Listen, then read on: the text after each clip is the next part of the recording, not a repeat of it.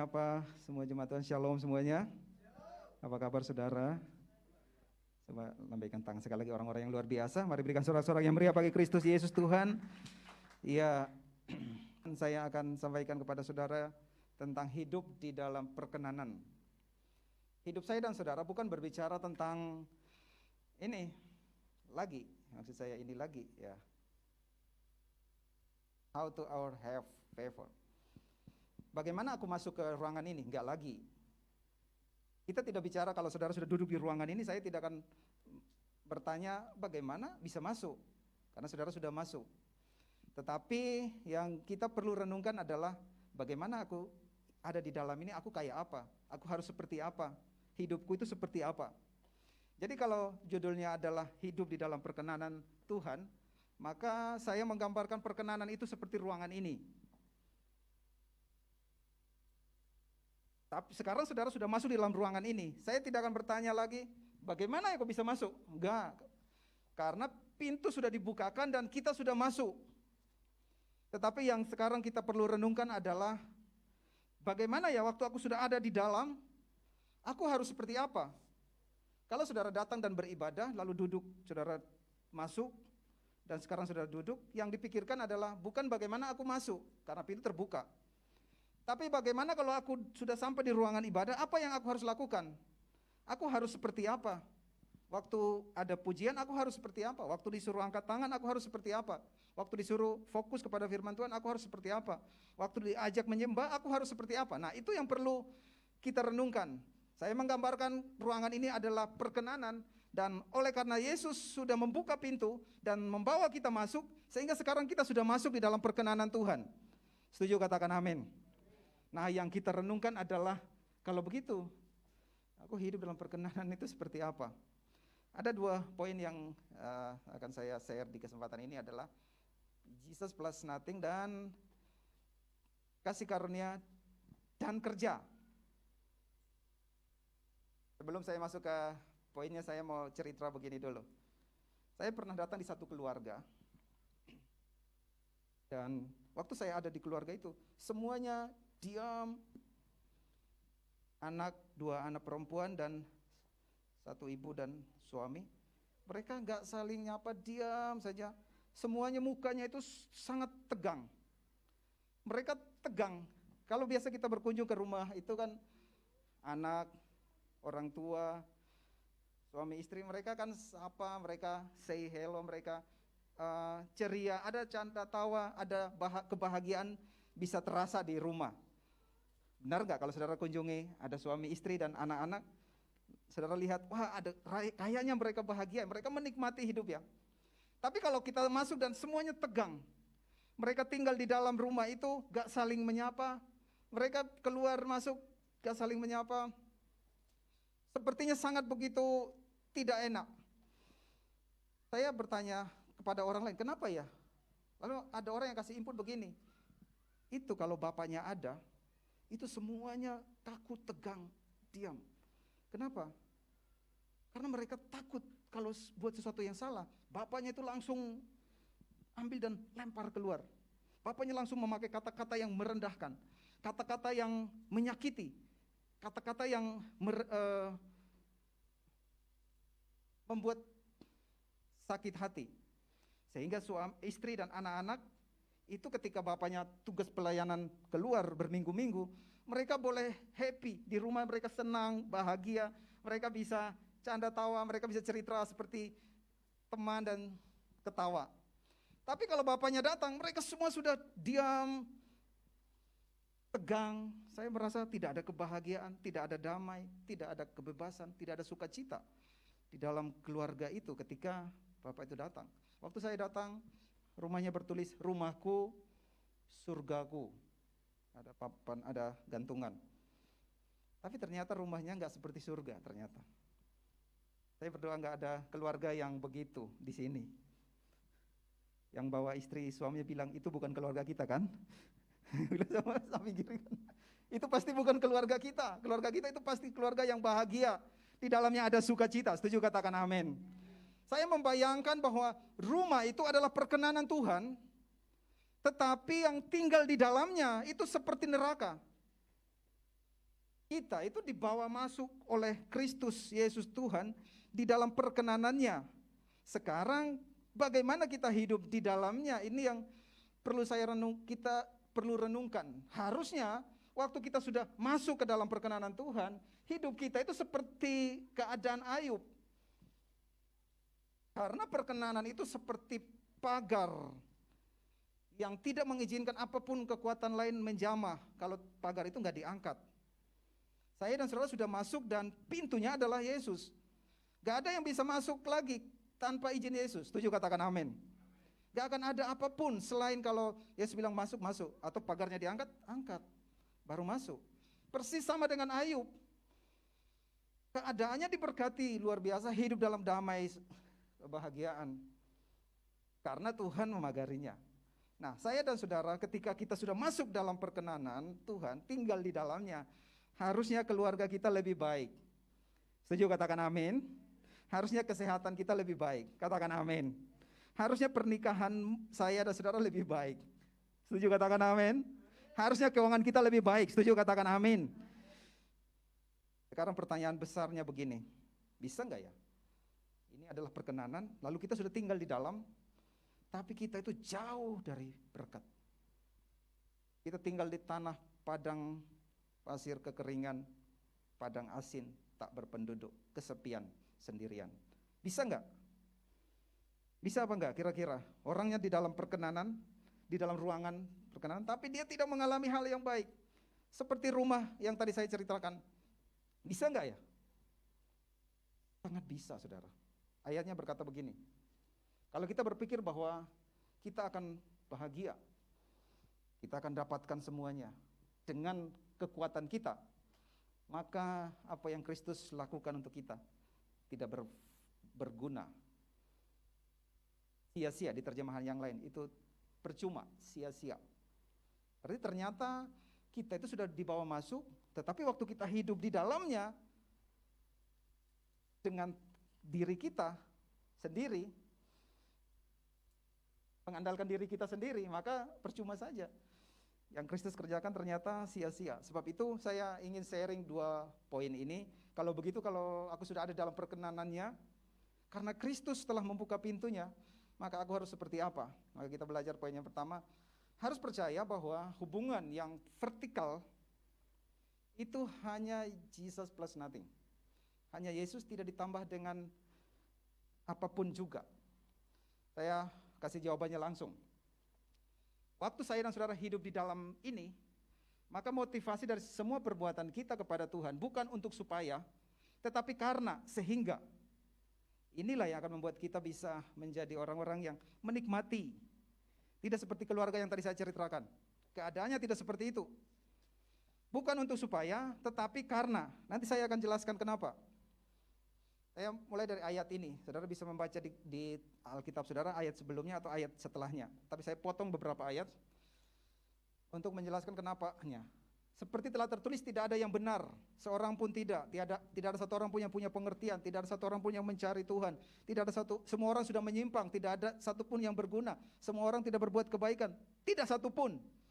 Itu menggambarkan hidup kita semua.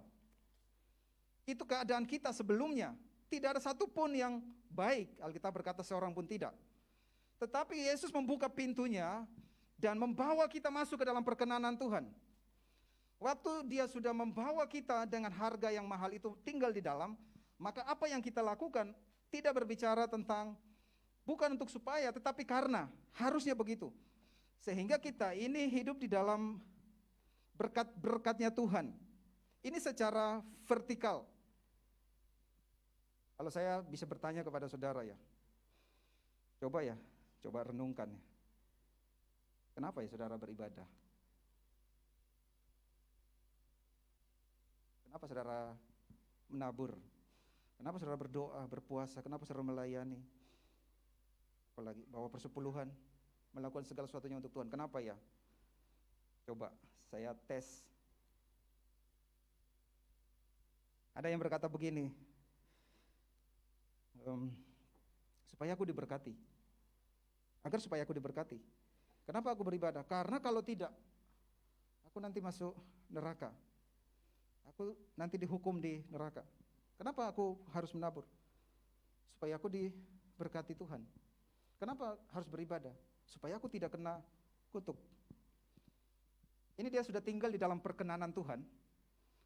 Dan seandainya kalau ada orang yang menjawab begitu, maka orang itu sedang menolong dirinya sendiri.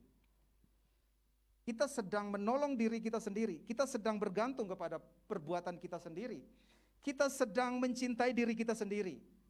Waktu kita tinggal di dalam ruangan atau rumah dalam perkenanan Tuhan, lalu kita mulai dengan motivasi hidup seperti itu dalam kehidupan dan perbuatan kita secara vertikal kepada Tuhan, maka kita sedang menolong diri kita sendiri.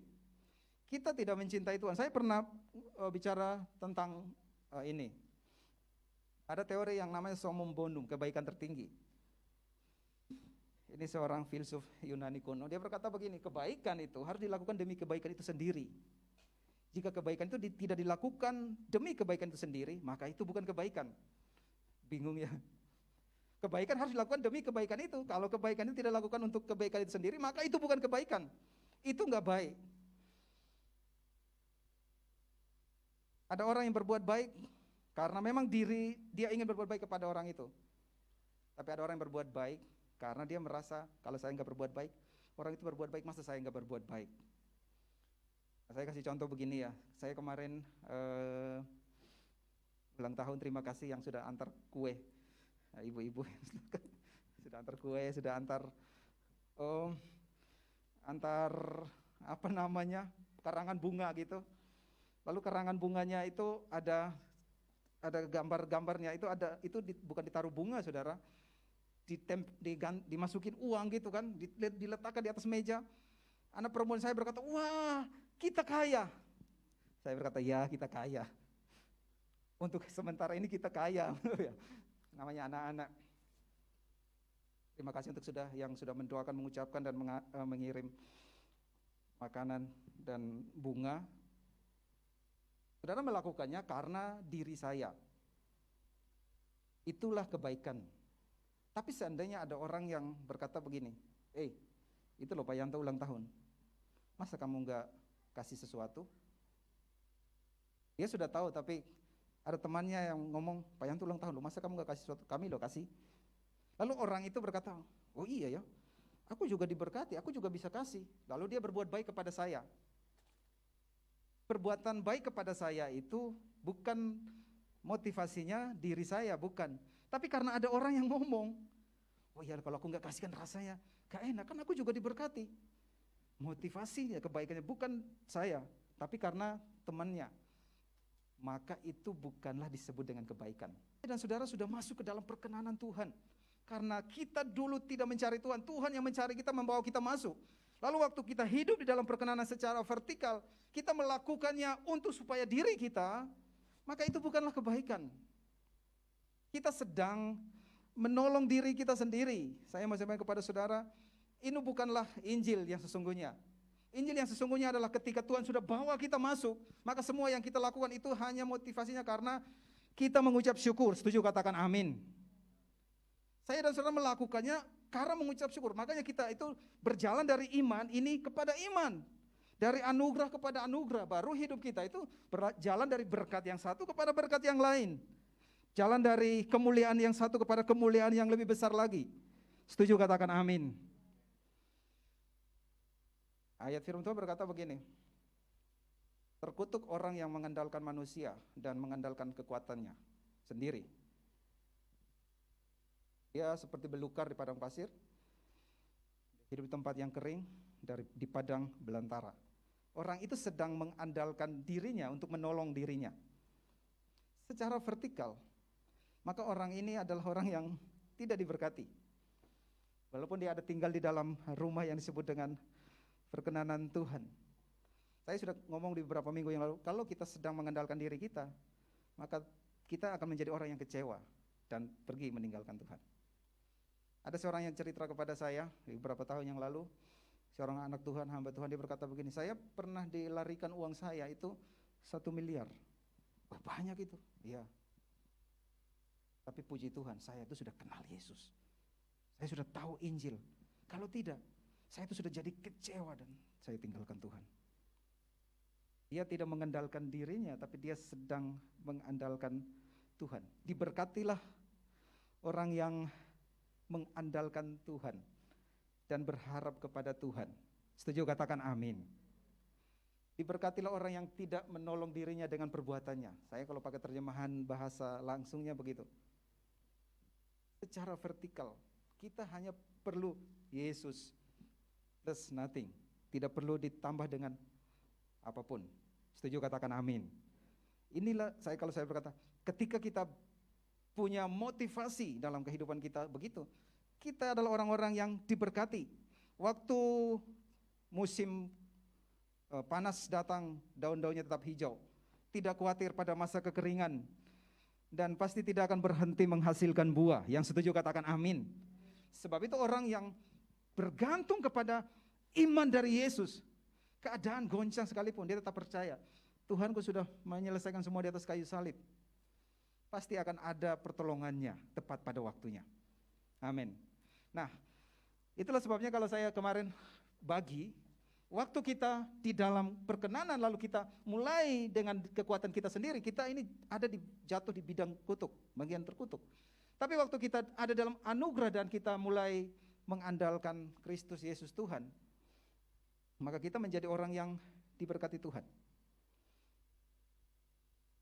Dan Tuhan, ayat berikutnya, Tuhan mengerti ternyata, tahu ternyata. Ini menjelaskan kutuk dan berkat tadi. Mungkin ada yang berkata, iya, saya Jesus plus nothing saja. Hidup saya begitu, pelayanan saya begitu, apa yang saya buat kepada Yesus Kristus Tuhan, memang begitu. Alkitab berkata begini, hati itu penuh dusta, lebih dari segala hal. Itu lanjutan daripada ayat sebelumnya. Sangat jahat, siapa yang dapat tahu? Tetapi Tuhan itu ternyata menyelidiki hati, dan Dia membalas. Jika seandainya semua kita yang tinggal dalam perkenanan Tuhan dan hidup kita, Jesus plus nothing, Tuhan menyelidiki hati, dan Dia pasti akan membalas setiap orang sesuai dengan tingkah laku dan hasil perbuatannya. Ya, setuju katakan amin. Hati siapa yang tahu? Saudara melakukan semuanya untuk Tuhan, Tuhan tahu. Dan waktu saudara melakukannya karena Yesus sehingga aku lakukan, saudara dan saya adalah orang-orang yang diberkati. Ingat saudara, motivasi itu mendahului perbuatan. Di dalam hati kita tersimpan motivasi kita dari segala hal perbuatan kita.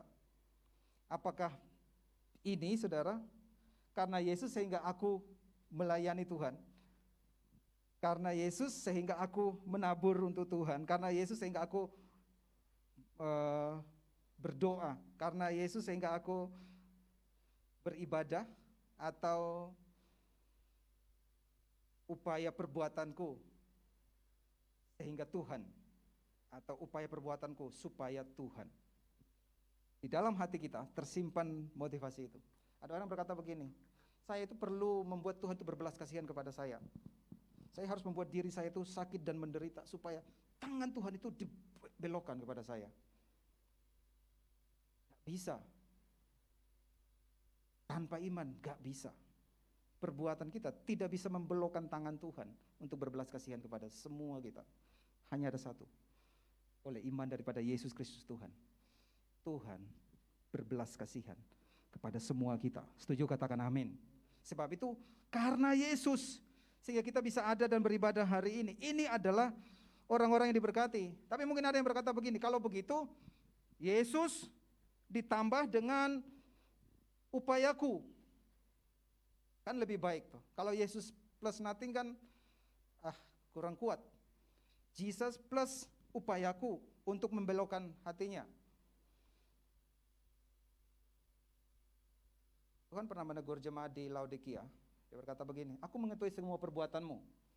Engkau tidak dingin, engkau juga tidak panas. Enggak dingin juga, enggak panas juga.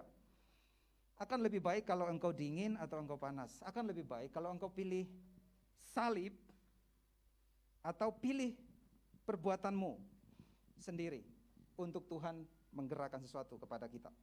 Akan lebih baik begitu.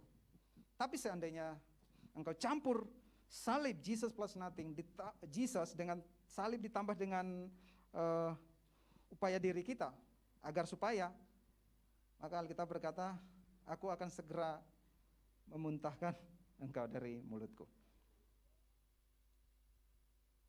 Jadi yang benar adalah waktu saya dan saudara hidup di dalam perkenanan Tuhan, maka secara vertikal hanya satu saja, Jesus plus nothing.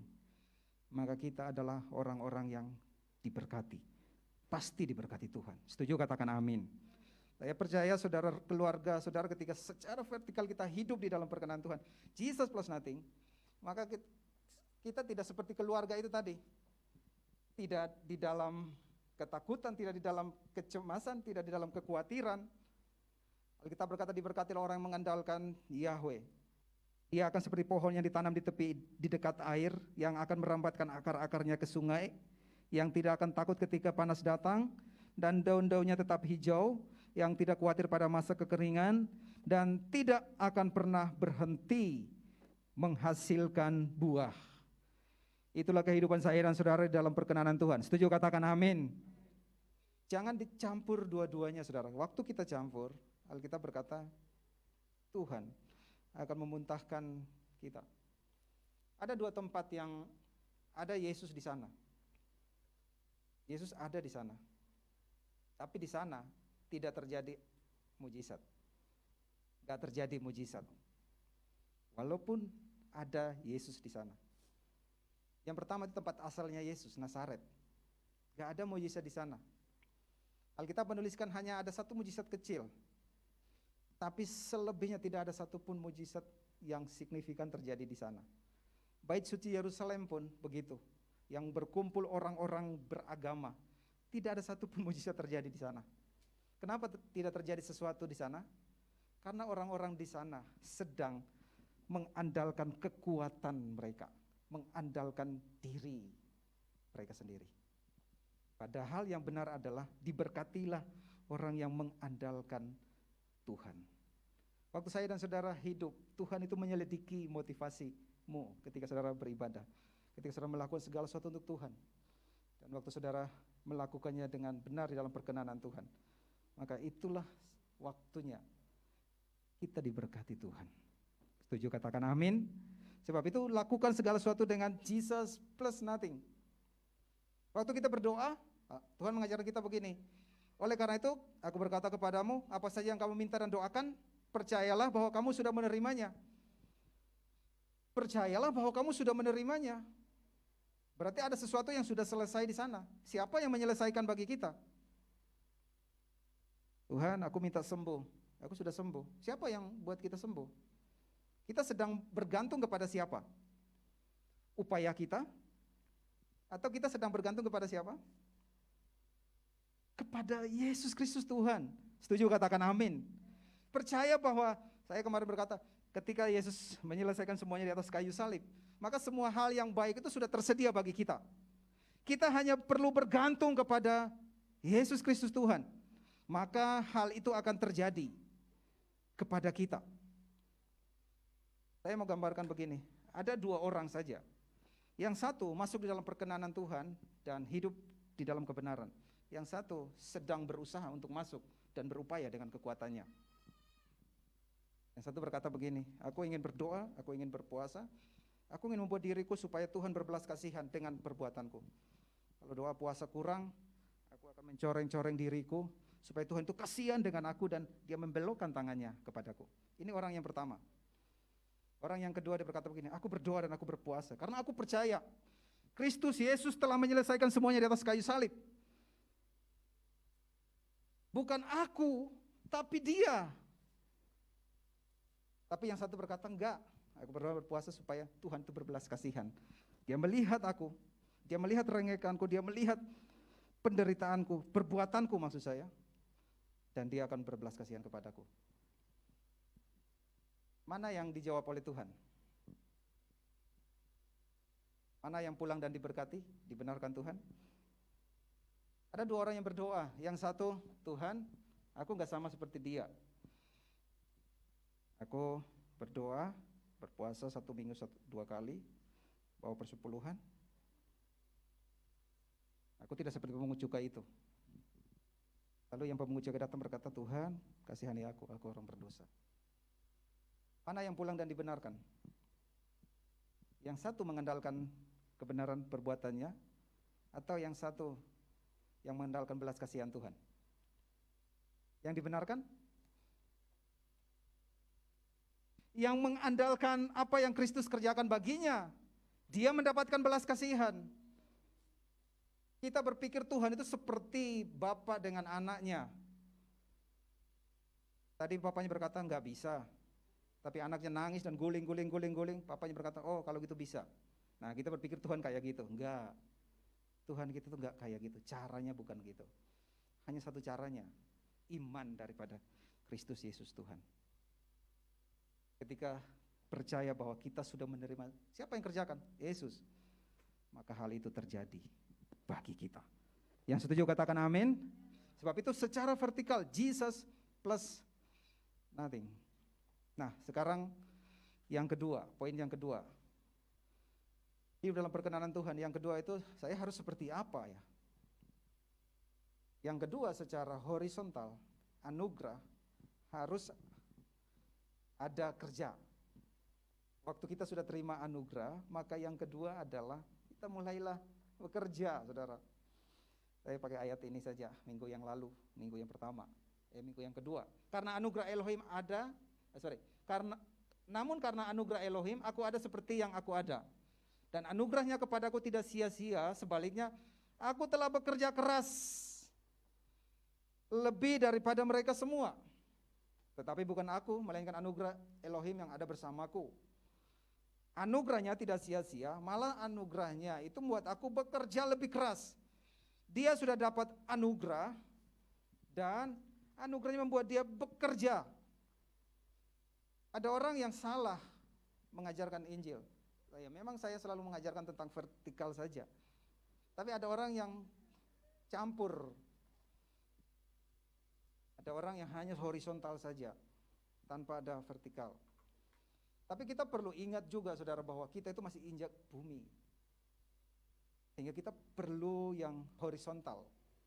Setelah dapat anugerah, semua kita harus mulai bekerja. Saudara sudah dapat anugerah, kita mulailah untuk melangkahkan kaki kita, mengayunkan tangan kita untuk bekerja. Yang setuju katakan amin. Saya kasih gambar begini saja, gambarannya saja. Ini adalah keyboard. Setiap minggu saya berbicara tentang Injil yang vertikal. Saya sedang membuka sudut pandang saudara untuk melihat segala sesuatu. Daripada yang tidak tahu menjadi tahu. Daripada sebelumnya nggak tahu tombol ini untuk apa ya? Kalau saya pencet di sini untuk apa ya? Kalau saya pencet di sini untuk apa ya? Dari nggak tahu, dari tidak tahu menjadi tahu. Saya bilang, ketika rumah tanggamu terjadi perang horor begitu, pencetlah tombol ini, maka dia akan berhenti. Ketika tiba-tiba rumah tanggamu muncul binatang-binatang seperti film Jumanji gitu, kamu harus tekan nomor ini. Nah, karena nggak tahu kan ini nomor tombol untuk apa ya, harus tekan tombol ini, maka akan berakhir. Ketika sedang sakit, maka perlu tekan tombol ini, maka akan berlalu sakitnya. Itu bagian saya, dari saudara tidak tahu menjadi tahu karena saya memberitahunya, sehingga sudut pandangmu telah berubah. Nah, waktu saudara pulang dan hidup dalam kehidupan saudara, lalu terjadi ada badai datang dalam pernikahan saudara, maka perlu langkahkan kaki, ayunkan tangan ini untuk menekan tombolnya, supaya keadaan itu menjadi baik. Waktu saya memberitahu Kristus Yesus sudah selesaikan semuanya di atas kayu salib, yang percaya dan bergantung kepada Dia, kepada imannya apa yang telah Dia kerjakan, maka dia akan menerimanya. Waktu saudara pulang ke rumah lalu ada badai, lalu saudara berkata, Kristus, Jesus plus nothing, Dia sudah selesaikan semuanya di atas kayu salib. Gak perlu apa-apa lagi, gak perlu aku nabur, gak perlu aku berdoa, gak perlu aku berpuasa, kan Jesus plus nothing, miracle happen. Ngapain lagi aku lakukan semuanya? Itu bukanlah Injil. Bukan, pasti bukan. Bukankah kita percaya karena itu kita melakukan? Saya dan saudara berdoa karena percaya apa bukan? Percaya atau perbuatan? Percaya. Percaya kepada siapa? Kepada yang Kristus Yesus telah kerjakan untuk kita. Kalau orang beragama, itu dia berdoa supaya Tuhan itu membelokkan sesuatu. Dari belum ada menjadi ada, enggak. Kalau orang percaya Injil, dari sudah, yang Kristus kerjakan dari sudah ada, karena aku percaya aku berdoa. Karena aku percaya, kalau saya tanya saudara ya, kalau saudara menabur, Tuhan sudah berkati sebelumnya atau belum? Halo? Sudah kasih benihnya atau belum? Sudah pasti. Yang menjadi persoalan adalah benihnya sudah dikasih tapi enggak nabur. Nah itu yang menjadi masalah. Kalau saudara beribadah, Tuhan sudah kasih kesehatan, sudah kasih waktu, sudah kasih kesempatan atau belum? Sudah disembuhkan atau belum? Sudah toh? Sehingga saudara datang. Berarti Tuhan sudah memberi anugerah apa belum? Sudah. Tinggal langkahkan kaki. Nah yang menjadi persoalannya adalah sudah dikasih waktu, sudah dikasih kesempatan, sudah dikasih kesehatan, tapi dia enggak langkahkan kaki. Bahkan ketika saudara membawa persepuluhan pun, apakah saudara melakukan karena perbuatan atau iman? Tuhan sudah memberi anugerah sebelumnya, beri saudara berkat sebelumnya, ataukah belum ya? Masa saudara memberi tanpa dikasih duluan? Pasti sudah dikasih duluan. Setuju katakan amin. Saya dan saudara melakukan semuanya karena anugerah. Anugerah membuat kita mulai untuk melangkahkan kaki. Saya hanya memberitahu saudara apa fungsinya. Lalu ketika saudara pulang ke rumah, saudara mulai ayunkan langkah dan ayunkan tangan untuk menekan tombolnya. Untuk supaya sesuatu itu yang Tuhan telah kerjakan itu datang dalam hidup kita. Di sana saya telah mendoakan beberapa orang di kampung. Usaha mereka itu rata-rata RBW ya. Kemarin baru saya doakan satu lagi. Saya bilang begini, Pak itu bersyukurlah. Pak itu tinggal di sini, tanahnya subur, alamnya kaya, keadaannya mendukung, segala sesuatunya itu mendukung. Tuhan sudah siapkan semuanya, benihnya, bahkan modalnya Tuhan sudah siapkan. Kalau seandainya sudah disiapkan semuanya dan tidak langkahkan kaki untuk melakukannya, tidak terjadi sesuatu, tidak terjadi apa-apa. Saya kan ngomong ke anak muda begini, semua kita tahu kalau kita berolahraga perut kita jadi 6 pack. Semua juga tahu itu kan? Semua tahu? Ya, semua tahu. Saya juga tahu.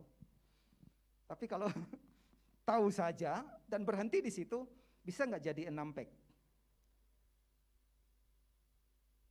Bisa nggak Pak Jimmy? Nggak bisa, pasti nggak bisa. Aku tahu loh, Yesus mati di atas kayu salib dan selesaikan semuanya.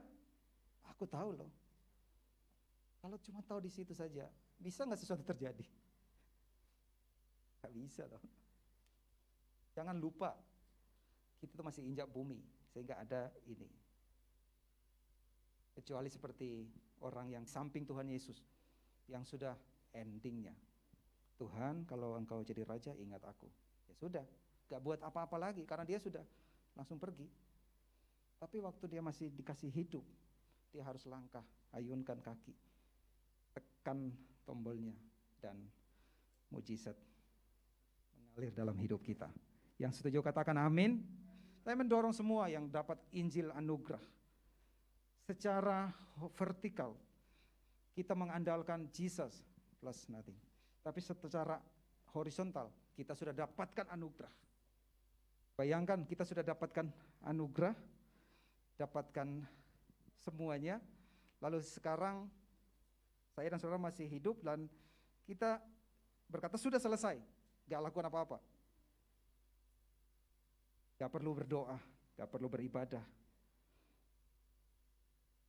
Secara vertikal, Jesus plus nothing, tetapi secara horizontal, saya dan saudara perlu langkahkan kakimu untuk datang kepada Tuhan. Perlu ayunkan tanganmu untuk mulai bekerja. Kita melakukan semuanya karena iman, bukan karena perbuatan. Saya dan saudara bukan orang beragama, tetapi karena kita adalah Kristen sejati. Sehingga manusia lahir baru Kristen sejati, sehingga kita itu di dalam Injil.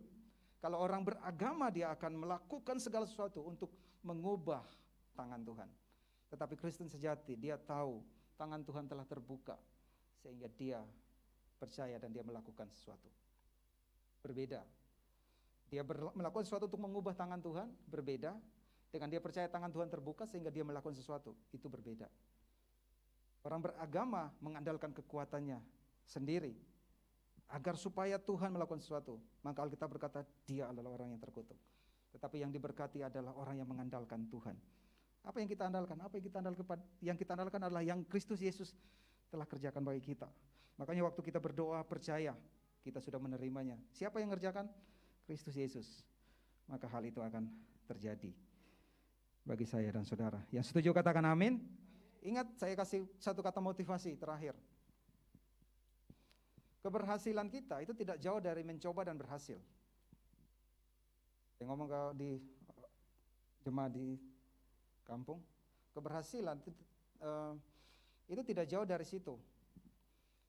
Kalau sudah mencoba dan belum berhasil, maka belajar lagi.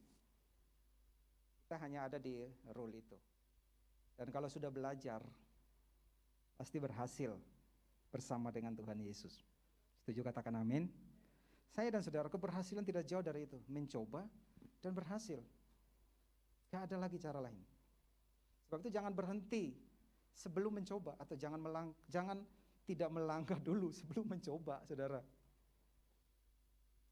Karena waktu saya dan saudara berlangkah bersama dengan Tuhan Yesus, disitulah terjadi pertolongan Tuhan untuk kita. Amin. Saat saudara sakit, saudara percaya, maka saudara berdoa. Saat saudara berdoa, itulah sesuatu terjadi. Sebab itu langkahkan kakimu, berikan waktumu, hatimu untuk berdoa. Berikan waktumu untuk beribadah, memuji, menyembah Tuhan. Pasti sesuatu terjadi. Bukan karena kita, tapi karena anugerah Tuhan. Ayat yang terakhir.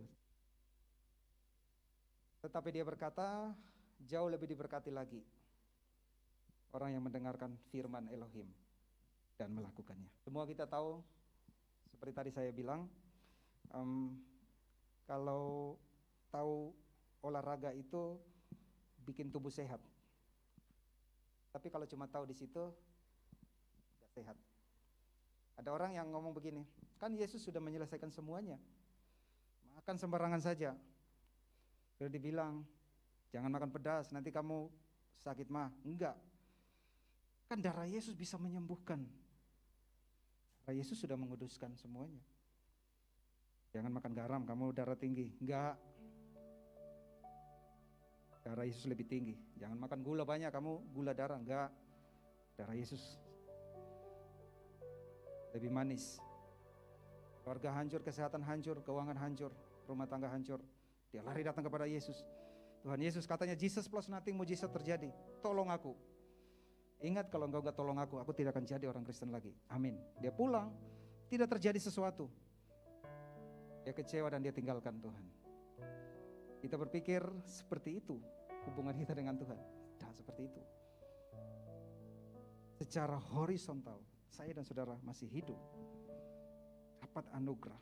Mulailah untuk jauh lebih diberkati orang-orang yang mendengar firman Elohim dan melakukannya.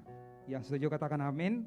Sekali lagi dengan suara yang keras kita baca yang kuning. 1, 2, 3. Jauh lebih diberkati lagi dan melakukannya. Tadi diberkatilah orang yang mengandalkan Tuhan, vertikal. Dan semua kita sudah tahu itu. Bukan aku supaya, tetapi karena Yesus sehingga, maka kita diberkati. Tetapi ini berkata begini, lebih diberkati lagi, jauh lebih diberkati lagi orang-orang yang tahu, dan kita sudah tahu, dan tahu firman Tuhan, dan mendengar firman Tuhan hari ini, dan yang melakukannya. Setuju katakan amin. Sekali lagi dengan suara yang keras, 1, 2, 3, kita baca jauh lebih diberkati lagi. 1, 2, 3. Jauh lebih diberkati lagi orang-orang yang dan melakukannya. Yang setuju berikan sorak-sorak yang meriah bagi Tuhan Yesus. Itulah hidup saudara. Bukan yang vertikal saja, tetapi yang horizontal. Maka saudara, orang-orang yang jauh lebih diberkati. Orang yang dalam Injil anugerah, dia itu seperti Ayub dipagari Tuhan. Kalau saya mau katakan, gak ada yang bisa menjamah saudara kalau pintunya gak dibuka oleh Tuhan. Kalau saya mau bilang, Tuhan pasti akan memberkati saudara dan akan terus memberkati saudara sampai pintunya pagarnya dilepaskan, baru sesuatu bisa terjadi bagimu. Sebab itu saudara, teruslah di dalam anugerah Kristus Yesus Tuhan secara vertikal dan secara horizontal. Dapatkan anugerah. Mulailah langkahkan kakimu, mulailah ayunkan tanganmu, mulailah berikan hidupmu untuk mengikuti Tuhan. Jauh lebih diberkati lagi yang tahu dan yang melakukannya. Mari kita bangkit berdiri.